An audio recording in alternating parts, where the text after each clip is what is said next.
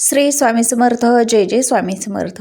नमस्कार मैत्रिणींनो, स्वागत आहे तुम्हा सर्वांचं पुन्हा एकदा माझ्या या नवीन व्हिडिओमध्ये. तर आजच्या व्हिडिओमध्ये आपण अतिशय महत्त्वपूर्ण जी माहिती आहे तर ती पाहणार आहोत.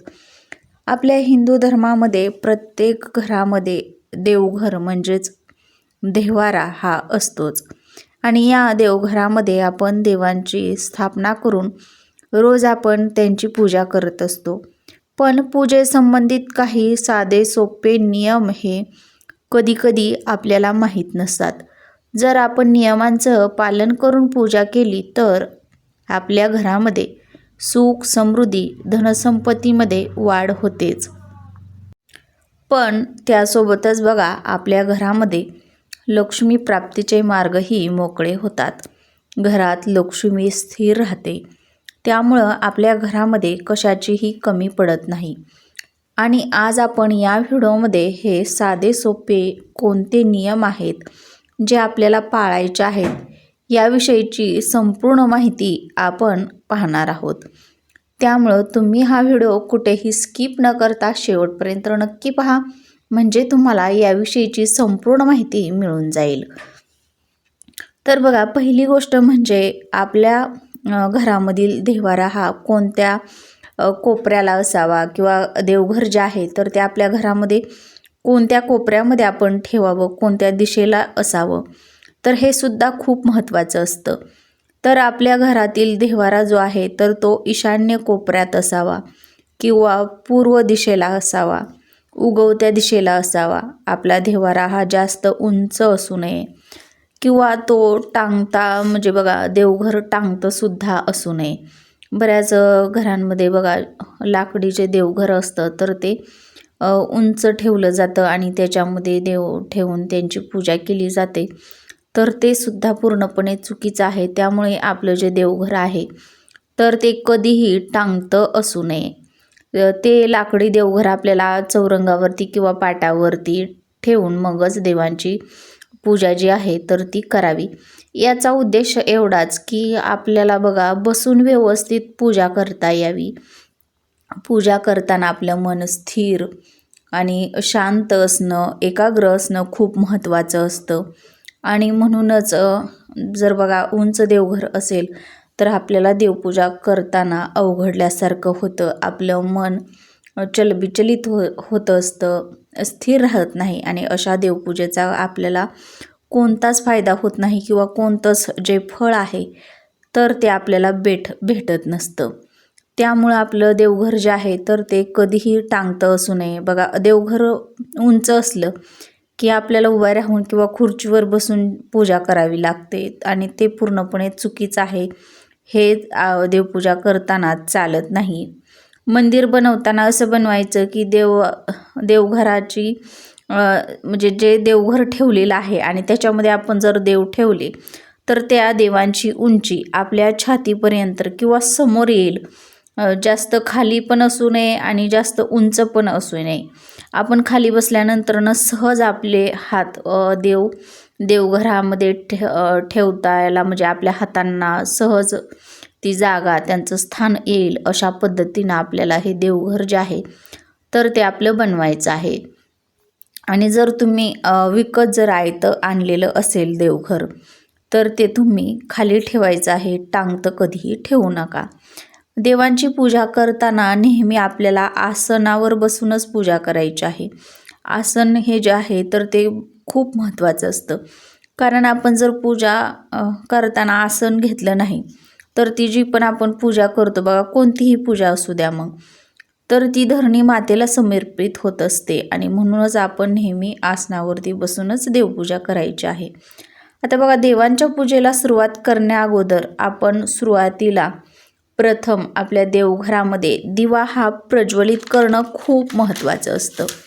आता दिवा जो आहे तर तो पूजेमध्ये खूप महत्त्वाचा मानला जातो. दिव्याचं स्थान जे आहे तर ते खूप महत्त्वाचं आहे. आता कोणतीही पूजा करण्याअगोदर आपण दिव्याची पूजा करूनच नंतर देवांच्या पूजेला सुरुवात जी आहे तर ती करायची आहे.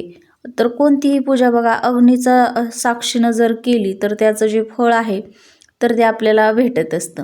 दिव्याखाली नेहमी तांदळाचं आसन द्यायचं आहे. बिना आसनाचा दिवा हा कधीही कोणत्याही ठिकाणी आपल्याला अजिबात लावायचा नाही. मग तो देवघरामध्ये असू द्या किंवा तुळशीजवळ असू द्या किंवा कोणतीही पूजा मांडलेली असू द्या, तर अशा वेळी आपल्याला त्या दिव्याखाली आसन द्यायचं आहे. आता जर बघा आपण देवघरामध्ये एक छोटा दिवा लावतो किंवा इतर कोणती पूजा मांडली आपण, तर त्यामध्ये समईचा सुद्धा वापर करत असतो. तर या समईची जी ज्योत आहे तर ती दक्षिणेकडे तोंड करून आपल्याला ही जी समई आहे त्या समईचं तोंड म्हणजेच त्या दिव्याची वात जी आहे तर ती दक्षिणी दिशेला येणार नाही, याची आपल्याला काळजी घ्यायची आहे जर तुम्ही समई तुमच्या देवघरामध्ये प्रज्वलित करत असाल तर. आता बघा आपल्या देवघरामध्ये आपण तुपाचा दिवा लावतो किंवा तेलाचा दिवा लावतो. 2 प्रकारचे दिवे आपण आपल्या देवघरामध्ये लावत असतो. कधी तेलाचा लावतो, कधी तुपाचा लावतो. तर त्याचं सुद्धा स्थान जे आहे तर ते सुद्धा अतिशय महत्त्वाचं आहे. जर तेलाचा तुम्ही दिवा लावत असाल तर तो दिवा देवांच्या डाव्या बाजूला ठेवायचा आहे आणि जर आपण तुपाचा दिवा लावत असाल तर तो दिवा जो आहे तर तो उजव्या बाजूला ठेवायचा आहे. आणि जर एकच दिवा लावत असाल तर तो आपण मध्यभागी कोणत्याही स्थानावरती तांदळावरती ठेवायचा आहे. आता बघा या दिव्याखाली आपल्याला न विसरता आसन हे तर द्यायचंच आहे. आपण दररोज पूजा करताना सर्व देव एकत्र करून एका भांड्यामध्ये बघा त्या पाण्यामध्ये ठेवतो आणि सर्व देवांना एकत्रितपणे आंघोळ घालतो. तर तसं न करता प्रत्येक देवांना ताम्हणामध्ये घेऊन आपल्याला अंघोळ घालायची आहे आणि नंतरनं ते पाणी आपल्याला ओतून काढायचं आहे दुसऱ्या एखाद्या भांड्यामध्ये आणि नंतरनं परत बघा दुसरं पाणी घेऊन स्वच्छ आपल्याला दुसऱ्या देवाला अंघोळ घालायची आहे. तर प्रत्येक देवांना आपल्याला वेगवेगळी अंघोळ घालायची आहे. सर्व देवांना एकत्र अंघोळ घातली जात नाही. त्याचं पाप जे आहे तर ते आपल्याला लागत असतं आणि या पूजेचं कोणतंच फळ जे आहे तर ते आपल्याला मिळत नाही. त्यामुळे प्रत्येक देवासाठी आपल्याला वेगवेगळं पाणी वापरायचं आहे. कोरड्या कपड्याने ते व्यवस्थित पुसून त्यांना देवघरातील त्यांचं जे स्थान आहे तर ते द्यायचं आहे. जर आपल्या देवघरामध्ये महादेवाची पिंड असेल तर ती अंगठ्यापेक्षाही छोटी असावी. महादेवांची पिंड ही कधी लाल कपड्यावरती ठेवू नये. महादेवांना बघा कधीही बघा हळदी कुंकू किंवा लाल रंगाचं फूल, लाल वस्त्र जे आहे तर ते त्यांच्या पूजेमध्ये वर्ज्य मानलं जातं. पूजेला सुरुवात करताना सुरुवातीला आपल्याला स्वतःला कुंकू लावूनच पूजेला सुरुवात करावीची आहे. बिना कुंकू लावता आपल्याला पूजेला जे आहे तर ते अजिबात बसायचं नाही. आता बघा स्वतःला कुंकू लावण्याचा जो करंडा आहे तर तो वेगळा असावा आणि देवांना वापरत असलेलं हळदी कुंकू हे वेगळ्या करंड्यामध्ये असावं. देवांना वाहत असलेल्या अक्षदा या ज्या आहेत तर त्या नेहमी अखंड असाव्यात. कलच्या खाली आपण अष्टकमल जे काढत असतो, अष्टदल कमल, तर त्या देखील तांदूळ आहेत तर ते नेहमी अखंड असावेत. दिव्याखाली ठेवणारे तांदूळ देखील अखंड असावेत. अखंड तांदूळ जे आहेत तर ते अतिशय महत्त्वाचे असतात पूजेमध्ये. आता बघा देवांना भरून ठेवलेलं पाणी जे आहे तर ते नेहमी ताजं आणि स्वच्छ असावं. आपण देवघरामध्ये बघा नेहमी एक पाण्याचा गडू ठेवतो तर ते पाणी जे आहे तर ते नेहमी स्वच्छ आणि ताजं असावं. पाणी हे अगोदर जर भरून ठेवलेलं असेल देवपूजा करण्यासाठीचं, आता बघा शहरामध्ये दररोजच्या दररोज पाणी जे आहे तर ते नळाला येत नाही. 2-3 दिवस करून पाणी येतं. तर अशा वेळी आपल्याला कोणत्याही एका स्टीलच्या भांड्यामध्ये पाणी भरून ठेवायचं आहे आणि त्याच्यामध्ये एक तुळशीचं पान टाकायचं आहे. तर बघा तुळशीचं पान जे आहे तर ते 5 दिवस शिळं होत नाही, त्यामुळे पाणीही शिळं होत नाही. त्यामुळं आपल्याला आवर्जून याच्यामध्ये एक तुळशीचं पान जे आहे तर ते टाकायचं आहे. देवांना अंघोळ घालणाऱ्या पाण्याला बघा आपल्या नखांचा स्पर्श हा आपला करायचा नाही. देवांना बघा एखादा छोटासा गडू किंवा तांब्या घेऊन त्या तांब्यानंच अंघोळ घालायची आहे आणि आपल्या नखांचा स्पर्श जर पाण्याला झाला तर ते पाणी अशुद्ध होतं असं मानलं जातं. दिवा हा बघा नेहमी स्वच्छ आणि चांगला असावा. तो कुठेही तुटलेला किंवा चिरलेला असा असू नये. दिव्यात दररोज नवीन वात आपल्याला घालायची आहे. वात ही नेहमी जोडवात असावी. रोज वाद बदलल्यानं आपले भाग्य उजळायला मदत होते. एका दिवानं बघा दुसरा दिवा हा कधीही प्रज्वलित करू नये. असं केल्यानं आपल्या घरात अडचणी संकट येतात. आता बघा प्रत्येकाच्या घरामध्ये कलश हा जो आहे तर तो देवघरामध्ये स्थापित केलेला असतो.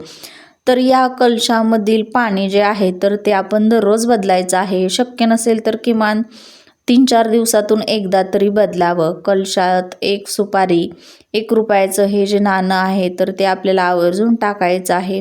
आणि प्रत्येक वेळी कलशातील पाणी बदलताना आपल्याला हीच सुपारी आणि हेच नाणं यामध्ये परत टाकायचं आहे. आता बघा देवांच्या पुढसमोर आपण पेल्यामध्ये ठेवलेलं पाणी जे आहे तर ते नेहमी दररोज बदलायचं असतं. हे पाणी घरातील व्यक्तींनी प्यायचं आहे किंवा पाणी पिण्याच्या माठामध्ये आपल्याला ओतायचं आहे. पण हे पाणी ठेवताना बघा आपण पिणार आहे त्यामुळे हे पाणी आपण नेहमी झाकलेलंच ठेवायचं आहे. आपल्या देवघरामध्ये एकाच देवांच्या 3 मूर्ती किंवा फोटो असू नयेत. असतील तर त्या आपल्याला विसर्जित करायच्या आहेत. देवांची मूर्ती 3 इंचा इतकीच मोठी असावी. त्यापेक्षा मोठी मूर्ती आपल्याला आपल्या देवघरामध्ये जी आहे तर ती ठेवायची नाही. 3 इंचापेक्षा जास्त मोठ्या मूर्त्या असतात बघा तर त्या नेहमी मंदिरामध्ये स्थापित केल्या जातात. त्यामुळे अशा मूर्त्या आपल्या देवघरामध्ये असू नयेत. पूजा करताना आपलं मन एकाग्र, स्थिर आणि शांत असायला हवं. पूजा करताना कोणत्याही एका मंत्राचा आपल्याला जप करायचा आहे. कोणताच मंत्र येत नसेल तर श्री स्वामी समर्थ किंवा ओम गण गणपते नमः किंवा ओम नमः शिवाय यातील एखादा मंत्र तुम्ही जरी म्हटला तरीही चालेल. विना मंत्राची पूजा कधीही करू नये. देवांना सुकलेलं फूल जे आहे तर ते कधीही अर्पण करू नये. आपण देवांना फुलं वाहताना जसं कुंकुमार्चन करतो तर तसं 3 बोटांनी आपल्याला हे जे फूल आहे तर ते अर्पण करायचं आहे. म्हणजेच अंगठा, मध्यमा आणि अनामिका या 3 बोटांनी हे जे फूल आहे तर ते अर्पण करायचं आहे. अन्नपूर्णा देवीची मूर्ती ही तांदळामध्ये नेहमी ठेवायची आहे आणि त्यातील ठेवलेले तांदूळ हे 8 ते 15 दिवसांनी आपल्याला बदलायचे आहेत आणि हे तांदूळ आपल्या घरातील तांदळाच्या डब्यामध्ये परत टाकायचे आहेत. अन्नपूर्णा देवीचं स्थान जे आहे तर ते आपल्या घरामध्ये अतिशय महत्त्वाचं स्थान आहे. अन्नपूर्णा देवीचं स्थान आपल्या स्वयंपाकघरामध्ये असतं कारण की अन्नपूर्णा म्हणजेच धनधान्याची देवी मानली जाते अन्नपूर्णा. अन्नपूर्णा ही साक्षात माता पार्वतीचं रूप आहे आणि यामुळं बघा हिची जर आपण सेवा केली, पूजा केली तर आपल्या घरामध्ये कधीही धनधान्याची कमी पडत नाही. नेहमी आपल्या घरामध्ये धनधान्याची बरकत होत असते.